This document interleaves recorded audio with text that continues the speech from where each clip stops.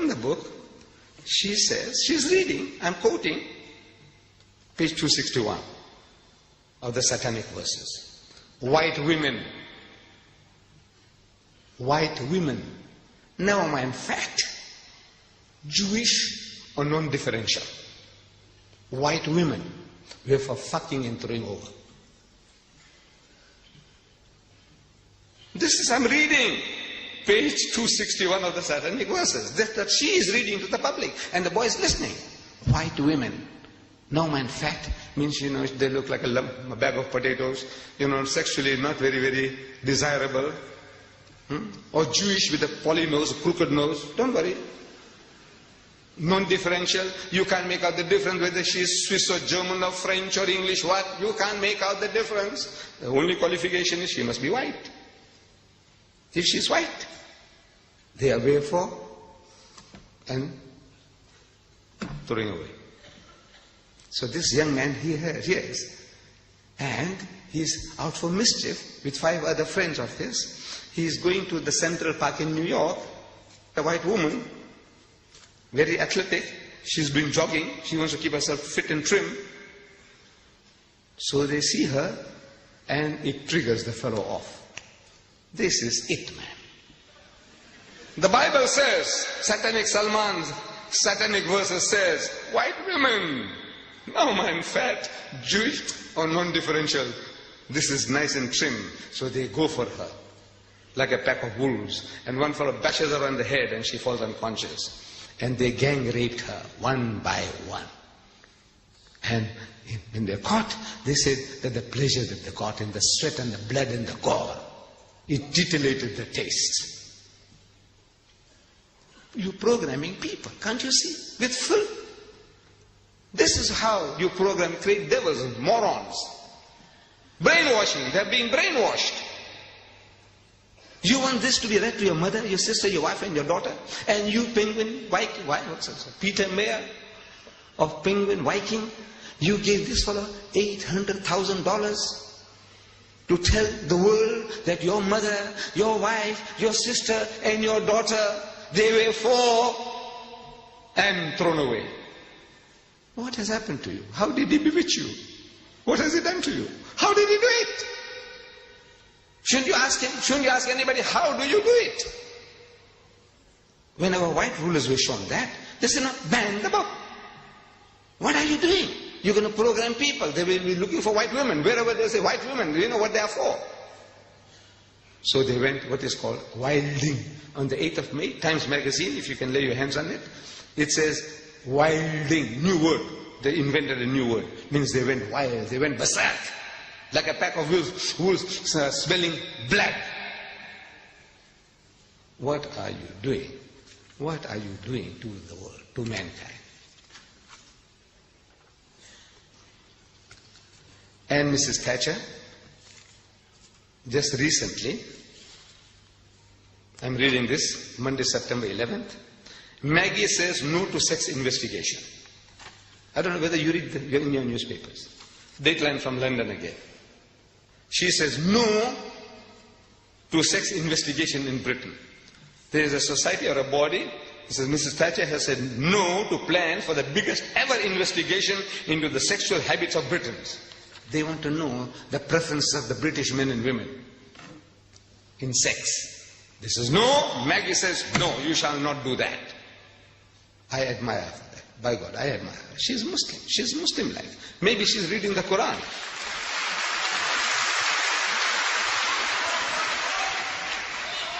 Because Allah tells us in the Quran, evil should not be noised abroad, broadcast, except where injustice has been done.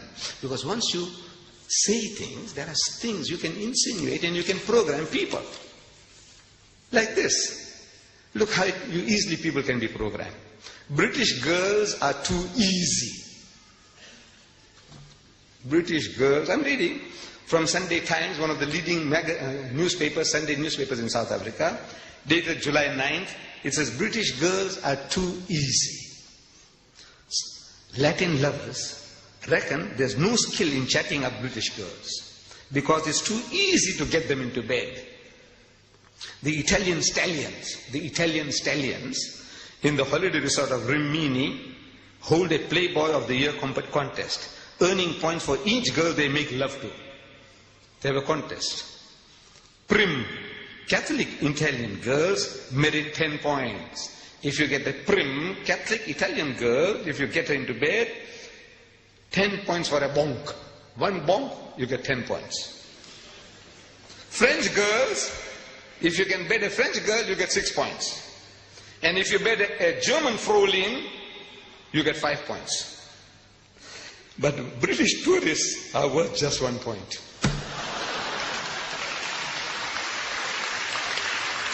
What are you doing? Your daughters, your sisters, when they go overseas, every guy says, man, this is the easiest meat. What you doing? Even if they're not. Now everybody is making approaches. Like a beach in season. That every British girl is like a beach in season. Anybody comes, anything goes. This is what the guys are saying. You want to have a sex survey here?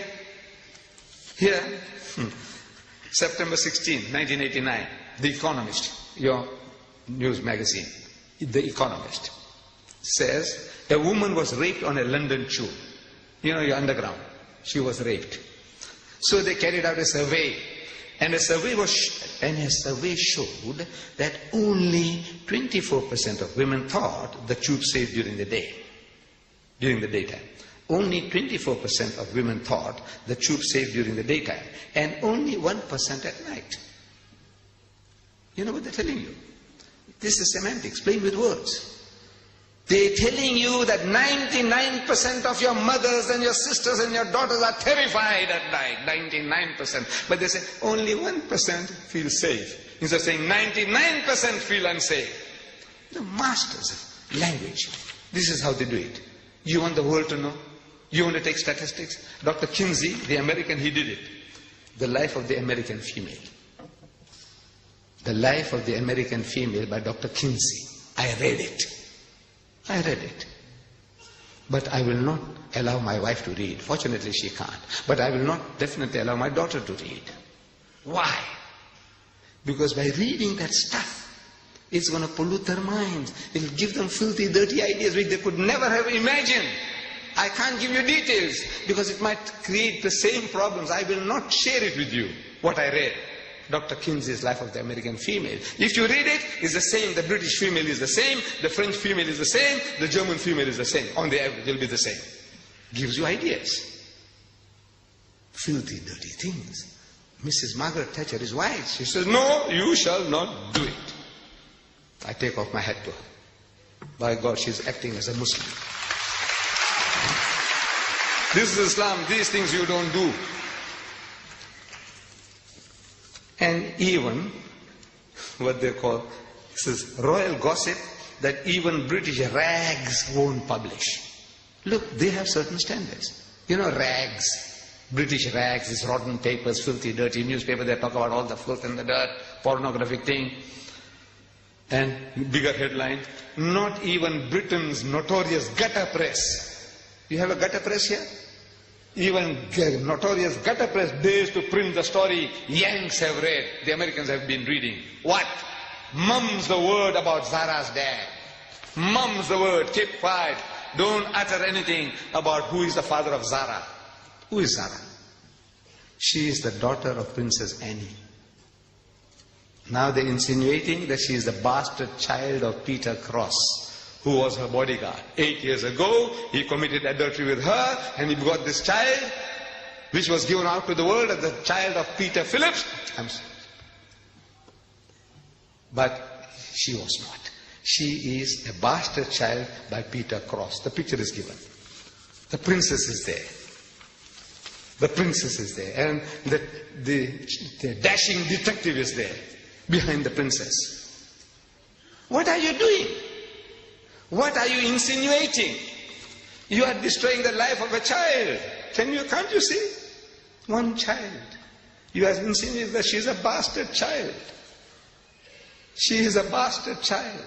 At school now, 8-year-old girl, wherever she goes, if she's cross or angry about something, he says, I know why you are cross. Zara, I know why you're cross. Because you are the daughter of Peter Cross. I say, look at her, look at the picture. Maybe she was sullen or in a moody, this thing. Here, they give you a picture where she's sullen, she's moody. He said, you see, she's cross because she's the child of Peter Cross. And this starts where it started in Britain. One of your leading newspaper men here, the doyen of British newspapers, of the Daily Mail, columnist, Nigel Dempster, he goes to America and he makes these insinuations.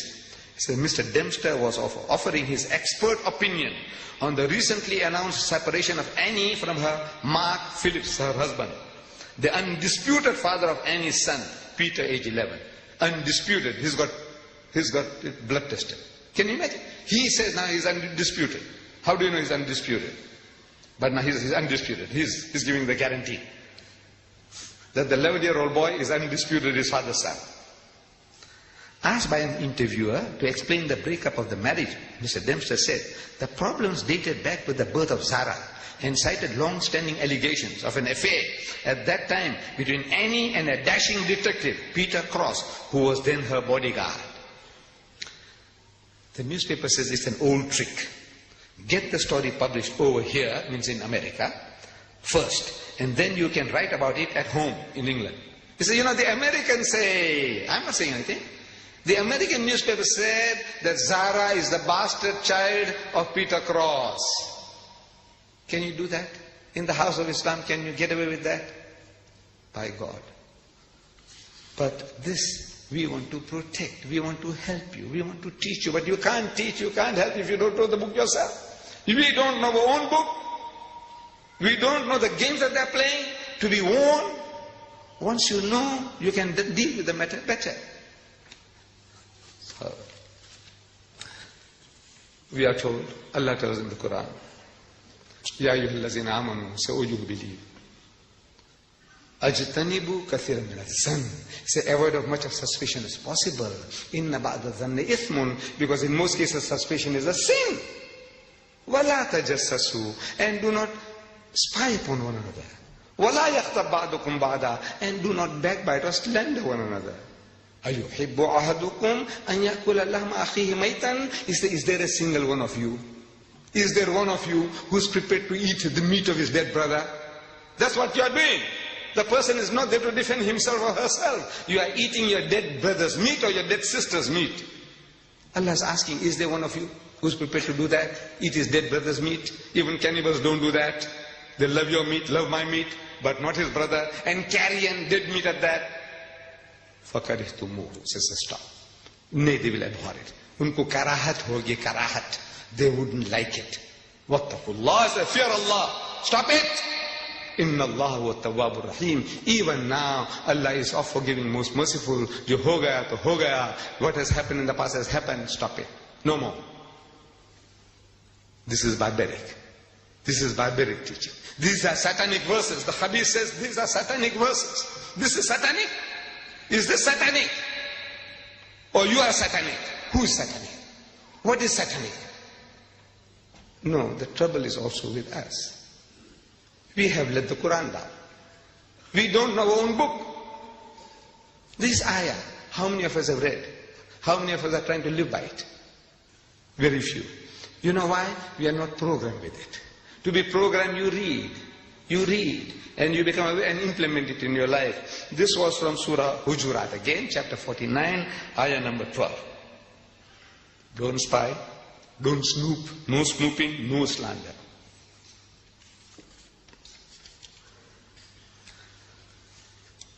This guy, he spares nobody. He spares nobody. There's some type of sickness. I think there's a special word for it. A man who hates everybody, anybody, everybody. Even himself. If you read, he hates even himself. There's something sickness. He is a case for a psychiatrist. But he is an evil genius for writing. And there are conspiracies at work. Conspiracies. People are conspiring for this. They want this to be done. They want this guy to do it. They gave him advance money beforehand. So come on, man, write this book. It's a grand idea that now you can slaughter the Muslims with filth. I said he spares nobody. Even my Hindu cousins. My ancestors were Hindus. I come from Bombay, India. My ancestors were Gujarati Hindus.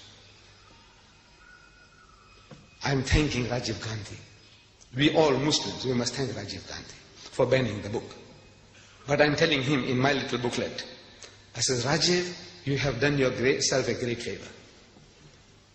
I will not attribute motives to him. Oh, he wants to curry favor with the Muslim voters. No, don't do that. If a man has done a good deed, acknowledge it. Rajiv, I thank you for what you have done. Thank you very much.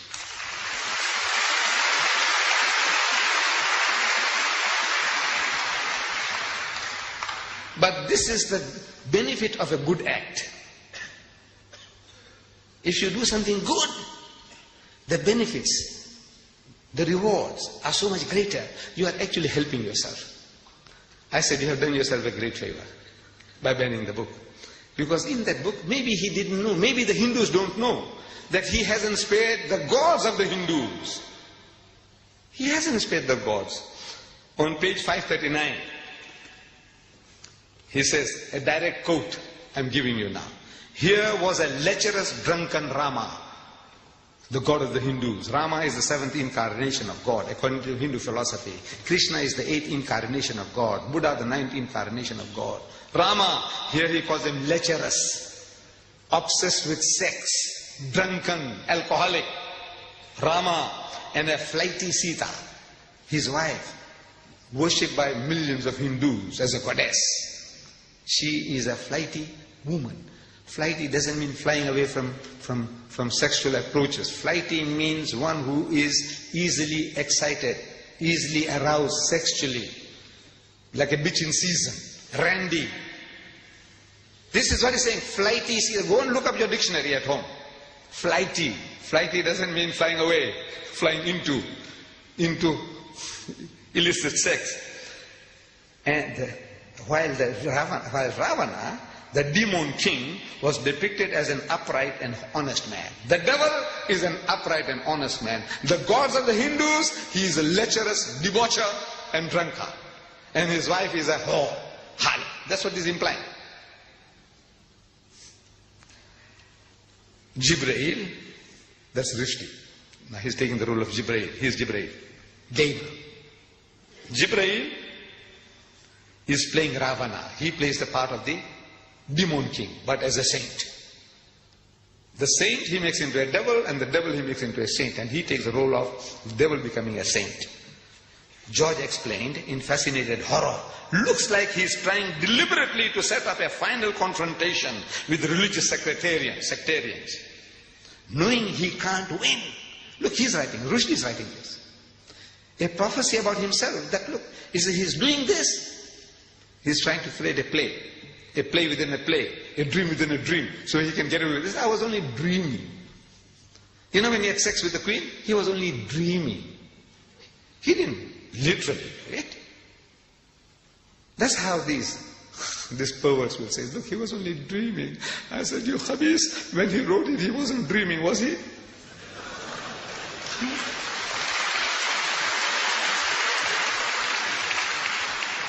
So it's a dream within a dream. So he said, look, it was a dream. This guy dreamt and that other one dreamt, other dreams. He says, a final confrontation with the sectarians, knowing he can't win, that hell he'll be broken to bits. Page 539. That he will be broken to bits.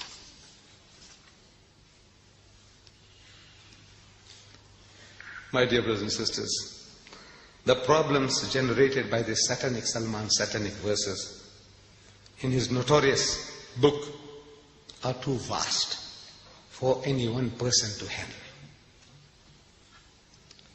Please, let me conclude that if such are the priests, these are the priests, the prophets of these atheists and agnostic people, these are their gods.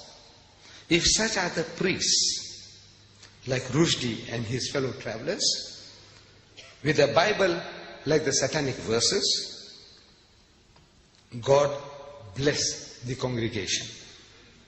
And if such is the congregation, then God bless our Queen. God save the Queen.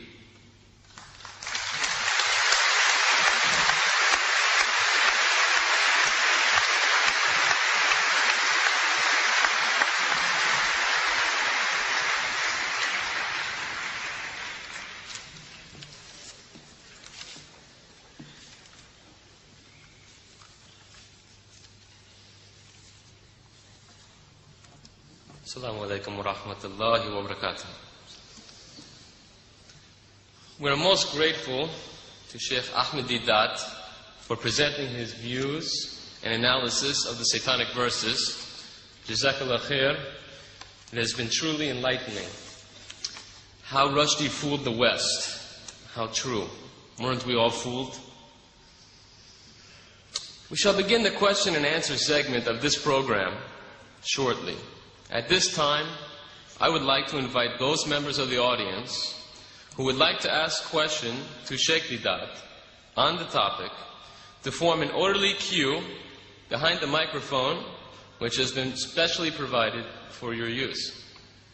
If we could come down the right aisle to form the queue, and then after you have finished your question and the question has been answered, if you could leave through the center aisle.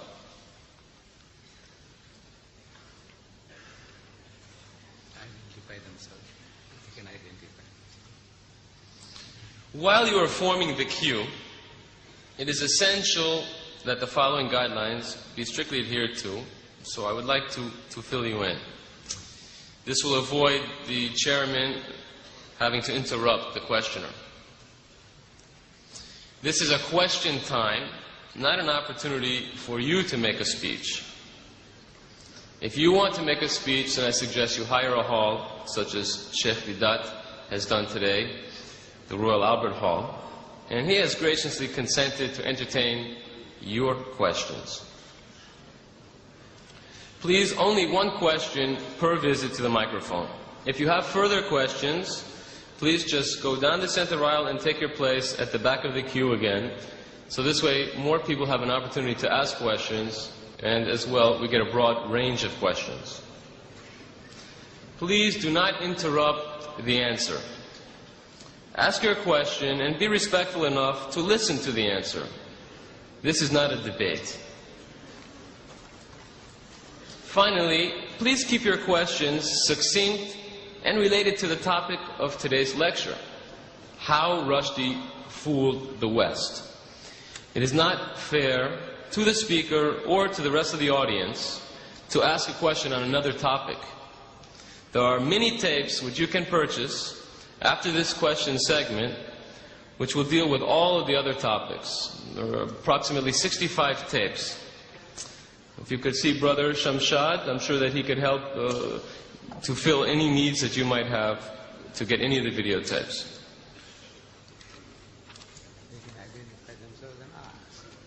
And also, if you would please, before asking your question, identify yourself and then proceed to ask your question.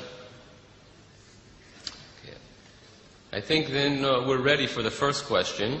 If you could please, sir, identify yourself and ask your question. Assalamu alaikum. Wahib Hassan, the student. Just like to ask, should Rushdie die?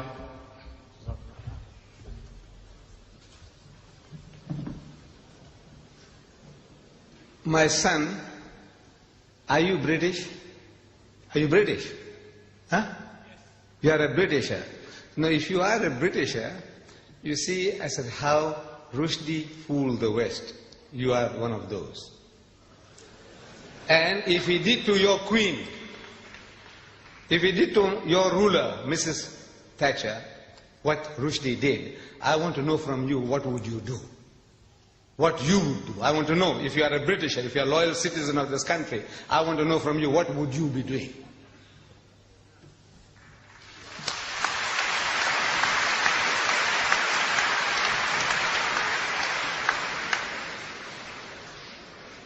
Incidentally, the topic of should Rushdie die really is a separate topic. And there is a video cassette. It's Should Rushdie Die? The Islamic Verdict, which also is available outside. The next questioner, please. I would like to ask that whether Satanic Verses can be an insult only against Islam, or it is an insult against all religions, including Christianity and Judaism. And if yes, is it not a good idea to ask the leading figures among Christians and Jews to express their views, whether they agree with the content of this book or not, because I personally believe it is not insult against only Islam. It is insult against all religions, including Christianity, Judaism, and Hindu religion. And the second thing I wanted to ask, because I or other people here might have the wrong impression that you are a supporter of any political figure, could you also clarify that point? Could you repeat the second part of your question, please? I or other people might have the impression that you are personally a supporter of certain political figures in this country. Please clarify also that point. Thank you. The second question first. I have no affiliation with any political parties or any religious groups. I'm a Muslim, and I stand here as a Muslim, and I speak as a Muslim.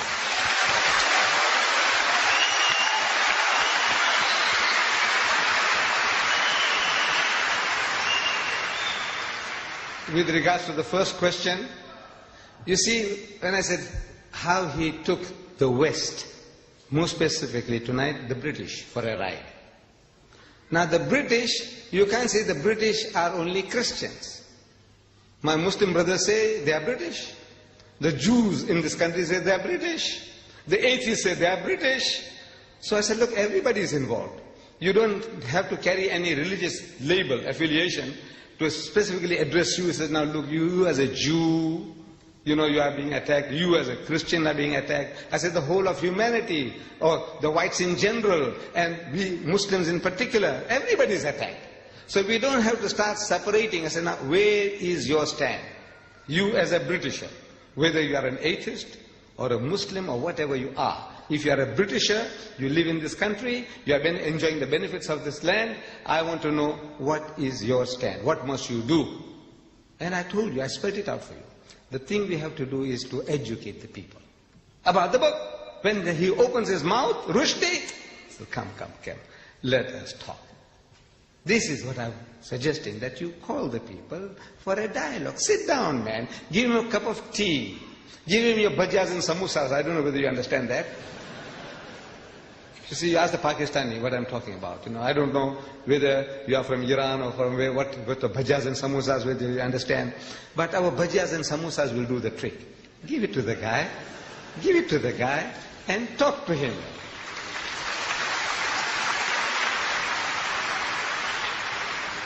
Inshallah, the job will be. I 100% agree with what you say, and I think it's a very good idea that in rational debate it's pointed out that this book is insult against all the religion, not only Islam. The whole of humanity, the whole of humanity. Could we have the next questioner, please? Would you identify yourself, please? Assalamu alaikum. My name is Khalil. I am British. We say Rushdie how he fooled the West. But so far, Mr. Deedat mentioned he's a genius. To me, my judgment after what I've heard from you, he's an idiot. But countries that back him, he has been insulting to so many religions, Hindu, Christian, white, and so on. Now, for them to back the book, what would you call those people who support him to let the books go on? Me, as a Muslim, I say he should be banned from writing. Because he has caused... The thing is now, you educate the people in power. I said they will do the rest. If you had shown to Maggie what he says about Maggie, you didn't do it. You didn't do it. You didn't tell the people, he said, look how he's abusing our queen. Did you? Anybody did it? Did anybody go and tell the people, say, look what he's doing to our queen? They are tolerant in this country. This is the problem. What? They are tolerant. They can accept, like we say, the Iron Lady. There isn't a Britisher you can go and tell him that he's the son of a bitch. You go and tell him and see how tolerant he is to you.